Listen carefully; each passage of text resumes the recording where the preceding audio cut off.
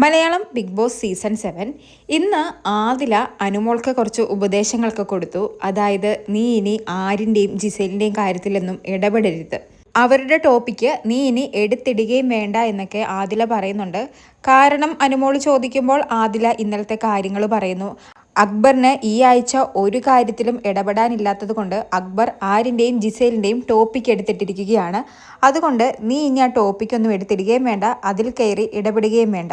പിന്നെ ഈ ആഴ്ച നീ കിച്ചണിൽ നിന്നും ഇറങ്ങിക്കോണം. ഇനി കിച്ചൺ ടീമിൽ കയറേണ്ട ആവശ്യമില്ല. നീ ഇവിടെ വന്നിരിക്കുന്നത് എല്ലാവരെയും തീറ്റിക്കാൻ വേണ്ടിയല്ല.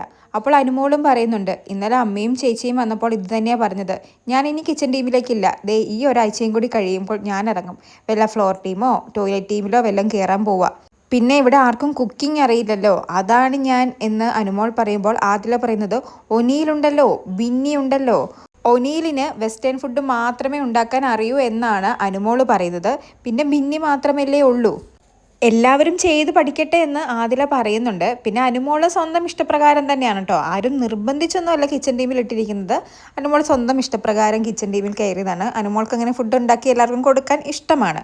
പക്ഷേ ഇന്നലെ വന്നപ്പോൾ ചേച്ചിയും അമ്മയും ഉപദേശിച്ചിരുന്നു. അതുകൊണ്ട് തന്നെ അനുമോൾ ഇനി എന്തായാലും ചോദിച്ച് കിച്ചൺ ടീമിൽ കയറില്ല.